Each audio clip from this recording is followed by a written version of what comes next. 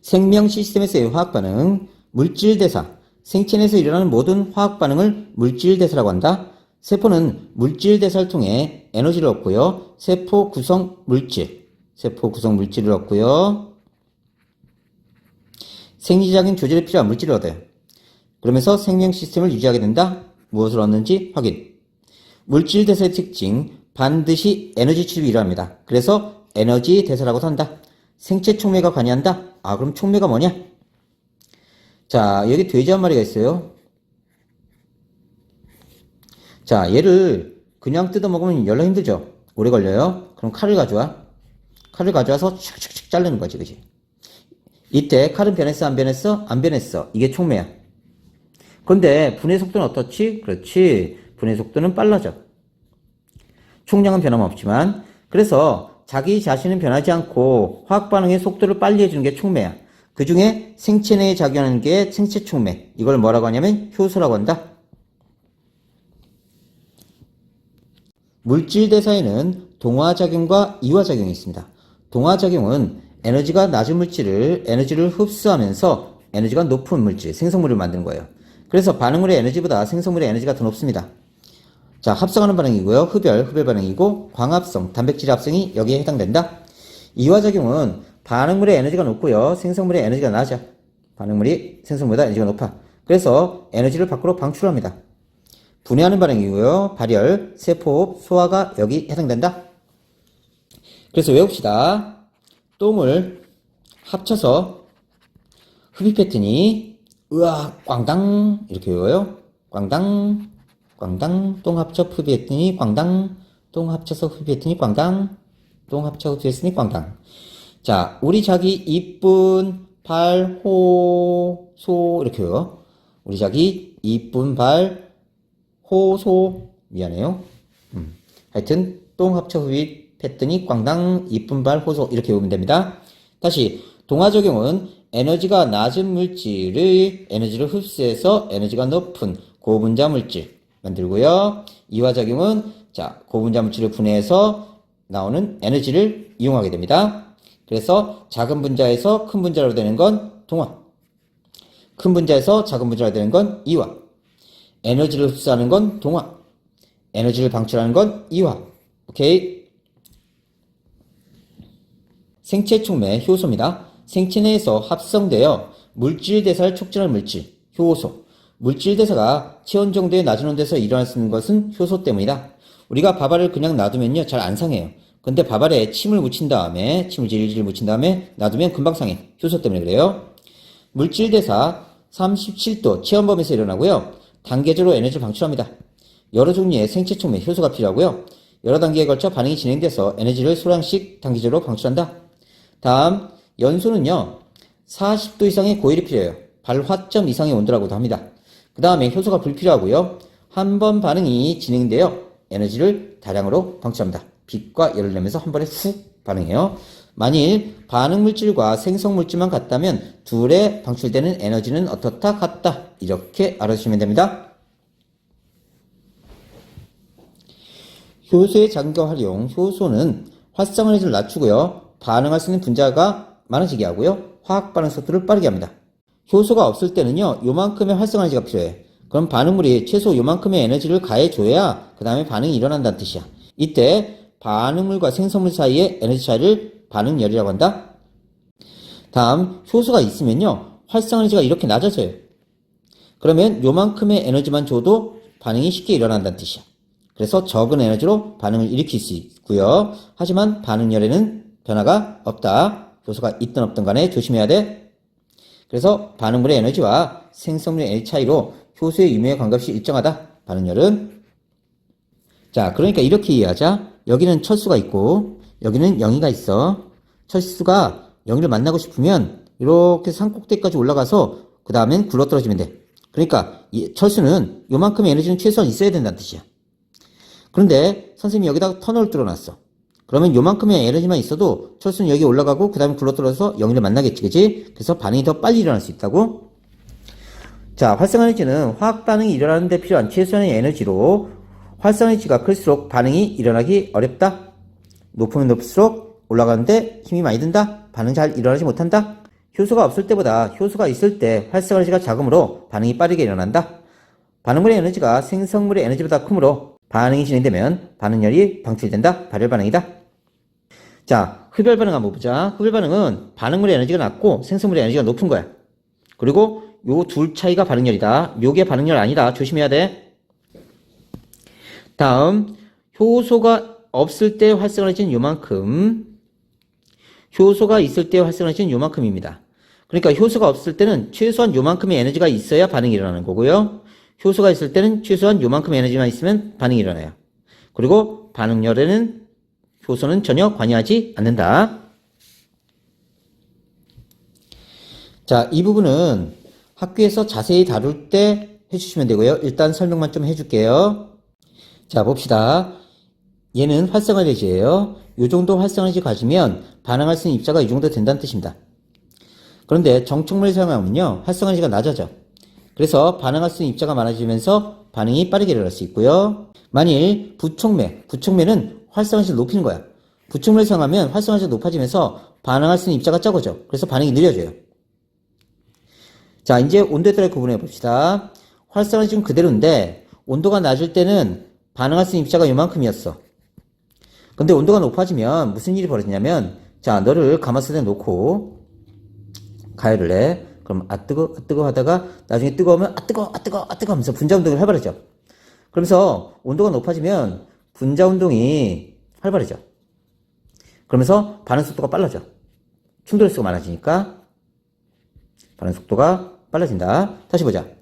그러면 원래는 요 벽을 넘을 수 있는 입자가 하나, 둘, 셋, 넷에서 2개밖에 없었는데 온도가 높아지니까 얘네가 더 활발하게 움직이는 거야. 얘는 여기까지 올라가고 여기까지 올라가고 여기까지 올라가고. 그러면 반응할 수 있는 입자 수가 더 많아지는 거지. 그럼 온도가 높아지면 이런 식으로 반응할 수 있는 입자가 많아지면서 반응 속도가 더 빨라진다. 그래서 정촉면을 사용하면 활성화에너지가 낮아지면서 반응할 수 있는 분자 수가 많아지고, 자, 충돌 횟수가 많아져. 충돌 횟수가 많아지니까 반응 속도가 빨라지는 거야. 부촉면을 사용하면 활성화에너지가 높아져. 이렇게. 그러면서 반응할 수 있는 분자 수가 줄어들어. 그리고 반응 속도는 느려진다. 온도가 높아지면 활성화에너지는 일정합니다. 근데 분자 운동은 이제 커져. 얘가 활발하게 움직이는 거지. 그래서 반응할 수 있는 분자가 커지면서 반응 속도가 빨라진다. 효소의 작용. 효소의 주성분은 단백질입니다. 이 입체 구조에 맞는 반응물, 기질과 결합해서 활성화를 낮추고요. 반응을 촉진해준다. 이걸 기질 특이성이라고 해. 이 효소는 요 결합 부위가 맞는 놈하고만 반응해. 맞지 않으면 반응하지 않아. 입체 구조가 들어맞지 않는 효소와 결합하지 못하는 물질에는 효소가 작용할 수 없다. 이걸 기질 특이성이라고 한다. 다시 보자. 얘가 효소고 얘가 기질이야. 그러면 자, 효소와 기질이 결합한 걸 우리가 효소, 기질, 복합체라고 해. 이때 결합 부위가 맞는 놈만 결합한다. 기질 특이성이다. 그 다음에 효소는 그대로 남아있는데 기질만 분해된 거야. 그리고 효소는 재사용 가능하다. 효소마다 고유의 입체 구조를 가지고 있고요. 효소의 주성분이 단백질이야. 그러니까 효소는 종류가 많아야 돼. 효소는 입체 구조에 맞는 특정 반응 물질하고만 결합해서 활성화 에너지를 낮춘다. 기질 특이성이 있다. 따라서 종류가 많아야 된다. 효소는 화학 반응이 일어난 후 생성물과 분리되어 다른 반응물과 다시 결합해서 반응을 촉진할 수 있어. 그러니까 개수는 많지 않아도 돼. 효소는 활성화 에너지 낮춘다. 반응 촉진한다. 기질 특이성이 있다. 그래서 종류는 많아야 된다. 종류는 많아야 된다. 재사용 가능하다. 그러니까 개수는 많지 않아도 된다.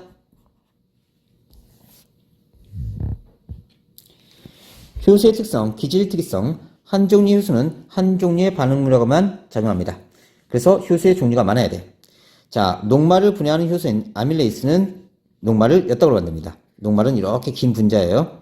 고분자와 화물이고요. 엿당은 이렇게 당 2개짜리입니다. 이렇게 잘라가는 거예요. 하지만 아밀레이스는 단백질에 작용하지 않아요.